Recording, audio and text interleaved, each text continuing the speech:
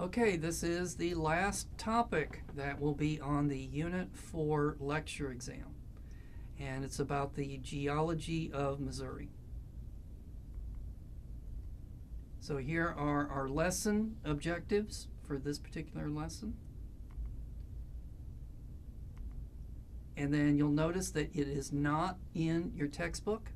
However, you should be able to find some videos, and you might be able to find some stuff on the internet that deals with the geology of Missouri.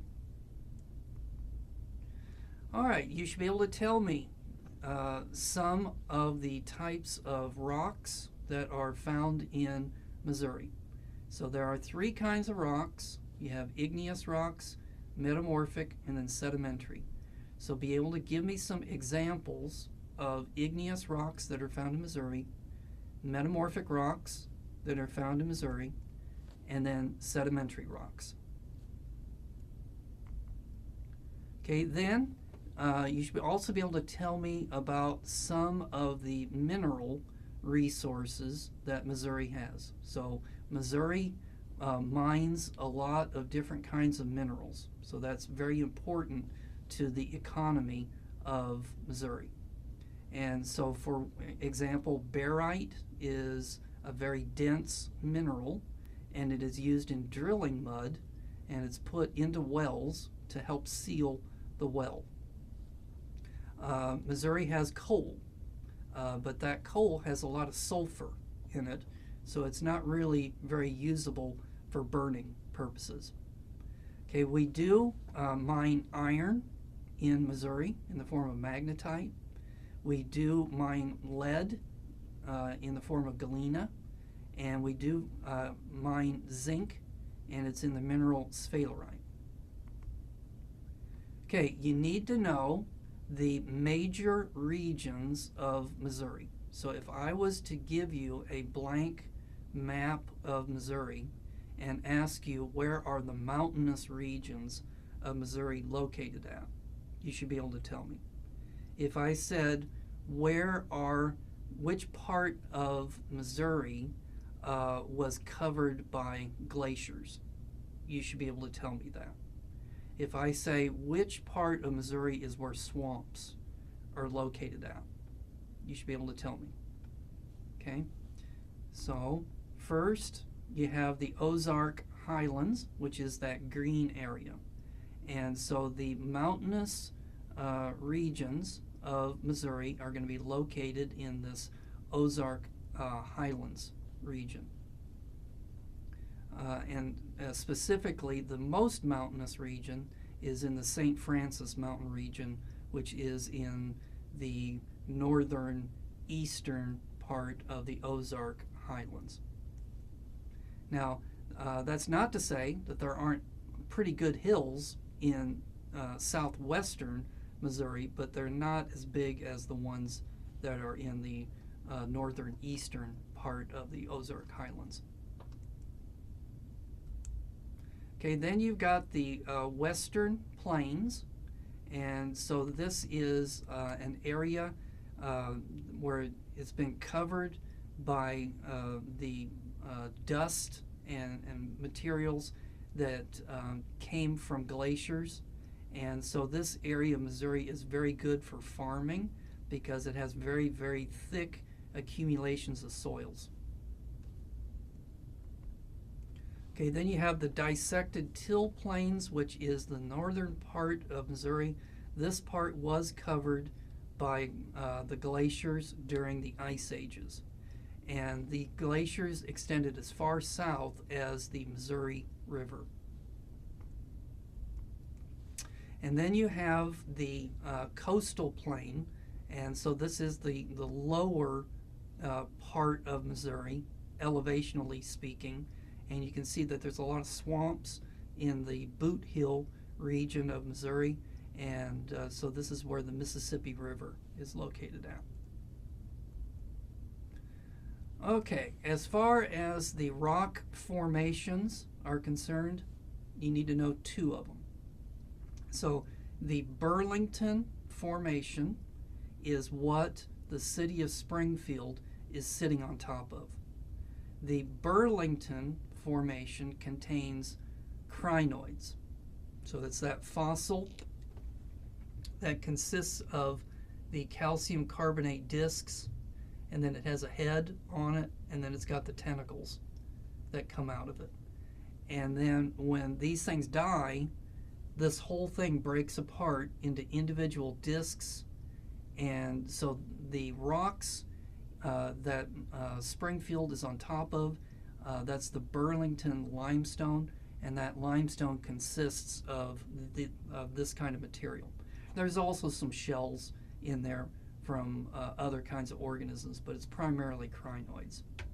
The other thing I'd like for you to know about is the Cotter dolomite. So if you go down to Branson, Missouri, it sits on top of the Cotter dolomite. So those would be the two major rock formations. And then there are a whole bunch of other ones. So there is rock formations also in all of these other parts of Missouri, but these are the ones that are exposed in southwestern Missouri. Okay, what fossils do you find in Missouri? Okay, so I would like for you to know about algal stromatolites. So an algal stromatolite is made from this cyanobacterial stuff. And it's what it is you have a rock, and then this organism grows on top of it, and then when it dies, it gets covered by sediment. And then more of this bacteria grows on top of it, and then it dies, and then more sediment lays on top of it. So you end up with these mounds. So this is one thing that's very common here in Missouri. Okay, let's skip the coral. Okay, let's skip the bryozoa. All right, but brachiopods. So I would like for you to know what a brachiopod looks like. If you just want to put, you know what a clam looks like, well, that's very similar to what a brachiopod would look like. It's not a clam, but it kind of looks like one. Okay, this is a pretty important fossil here in southwestern Missouri. So this is a mollusk, and so back in early geological history, things like octopuses would have lived inside of these curled up shells. And these shells normally were probably about this big. Okay, so that's about as big as they would get. But they could get up to 6 feet in diameter. So they were very, very large. Okay, and not so many trilobites here in southwestern Missouri. Up in northeastern Missouri is where you tend to find trilobites. All right, but crinoids. Definitely need to know what a crinoid is. Can you draw a picture of what a crinoid would look like? So very important, at least for us here in Springfield, because that's primarily what the rocks are composed of. Okay, and then I'd like for you to know that you can find some fossilized fish here in Missouri, and you can also find evidence of mammals in caves here in Missouri. So the bones of these mammals sometimes would get into a sinkhole, and they would end up inside the cave. Other times an animal would drag the animal into the cave and then would eat it, and its bones would just be left in there. So these are different ways that we have recovered bones of Ice Age mammals here in Missouri. Okay, and then some plants that you would find here in Missouri. You're going to find these horsetails, and you're also going to find the imprints of leaves of ferns, especially in cold deposits. Okay, and then you should have an understanding for the formation of Missouri. So that at one time, Missouri had a lot of igneous processes going on. So very, very early in the history of the area that would become Missouri, there was a lot of igneous activity. And then those rocks are exposed in the St. Francis Mountain region. So that here in Missouri, you have, this is the surface of Missouri. And then for the most part, Missouri consists of limestone that is over the top of granite. So down here is the basement of North America, which consists of igneous rocks like granite. But in the St. Francis Mountain region, this was an area where there was uplift. And so this material was lifted up, and then the limestone eroded away, and it leaves where this igneous rock sticks up in Missouri in the St. Francis Mountain region. Okay, then the next major thing in the history of Missouri is the encroachment of the oceans. So that the North American continent was flooded by the oceans to a depth of around 500 feet, about 200 meters. And those oceans left behind very, very thick deposits of limestone.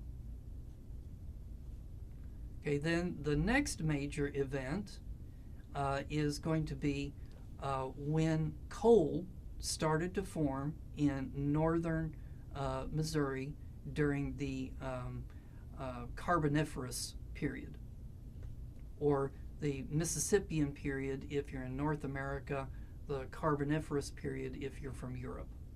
But this is the time period in northern Missouri where you had swamps and coal deposits began to form. Okay, let's not worry about this, but I did want to show you that at one time Missouri was hit by an asteroid. So let's not worry about that. But then the next major event that's going to occur is the ground is going to be lifted up. So this is going to occur several times during the history of Missouri. So every time that there is uplift of the ground, then erosion occurs. Another thing that's going to happen is when you lift up the ground, then the water level is going to drop, and then you're going to have cave formation. So as long as, so here again is the surface of the ground, and then here is your limestone. Okay, so if this limestone is under the water table, that's when you hollow out your caves. So that's where the caves dissolve. When the uplift occurs, then this water table is going to drop. Let's say it drops down to here, and then water begins to drip back into the cave, and that's where you're going to get your stalactites and your stalagmites. So that's where all the caves come from here in Missouri. Okay, and then another thing that I would like for you to know is that during the ice ages, the glaciers extended as far south as the Missouri River.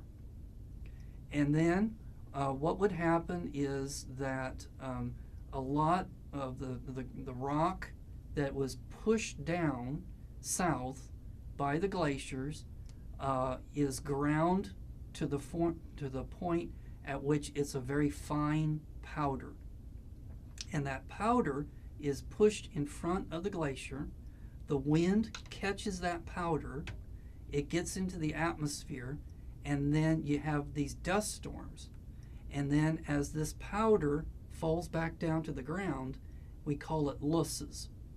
And so in the northern part of the state, you have these hills that are made of this dust. And then I would also like for you to know about the new Madrid Fault. So the new Madrid Fault is in the Boot Heel region of Missouri. And what it is that when North America rifted from Africa, it caused a fault zone. Okay, and so along two of those faults, separation occurred between Africa and North America. But there was a third rift that did not separate. Okay, so this is going to be called a allocogen, this thing right here. And so it's going to be naturally a low area because it's a place where it started to pull apart. And you know, at a mid-ocean ridge, what happens as the plates are pulled apart, it collapses in between. So this area is naturally a low area topographically. Okay, so it filled up with water, and then that's where the Mississippi River is. And so in this part of Missouri, it's still geologically active because it's on top of this failed rift. And so approximately 200 years ago, there was a major shift in this fault zone, and it was so severe, it was like a magnitude 8 earthquake, and it would rang church bells in Philadelphia, Pennsylvania. It also caused the entire Mississippi River to run backwards for a couple of days. So it completely reshaped a lot of the flow of the Mississippi River. So I would like for you to know about that for the exam. Okay, so that concludes our review for the Unit 4 lecture exam. Now again, some of these topics that we've been talking about were bonus topics. And so you need to check with your instructor to find out which of these lessons are going to be on your particular exam. So, good luck.